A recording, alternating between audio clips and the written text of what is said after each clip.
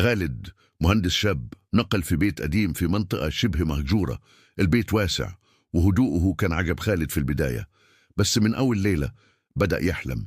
مش أحلام عادية، لا، أحلامه كانت بتحصل جوه البيت نفسه، بنفس تفاصيله، نفس الإضاءة ونفس ترتيب العفش في الحلم. كان بيمشي في الطرقات يسمع أصوات خطوات، بس ما كانش فيه حد، وكل ما يصحى يلاقي نفسه نايم على الأرض مش على السرير. عدى أسبوع وكل ليلة حلم مختلف، لكن في تفصيلة ثابتة: دور فوق، دور تاني في البيت. ما طلعهوش من ساعة ما جه، بس في الحلم بيطلع له، ولما بيرجع يصحى يلاقي الباب بتاع الدور ده مفتوح ويقفله كل مرة. في ليلة قرر يطلع فوق وهو صاحي وقال: كفاية لعب عيال، هشوف ايه الحكاية. طلع السلم وهو بيقرب من الباب بدأ يحس كأنه بيتقل، كأن جسمه بيقاوم، لكن وصل.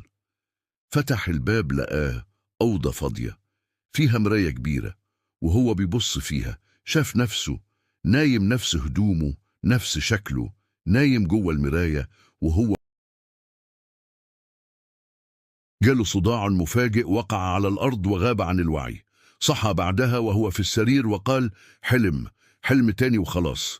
لكن وهو بيقوم من السرير خبط رجله في حاجة. بص تحت السرير لقى صورة قديمة إيده بالظبط، وعليها نفس الخاتم، ومكتوب تحتها بقلم باهت: خالد الساكن السادس والأخير. ومن بعدها الأحلام وقفت والدور التاني تقفل تاني.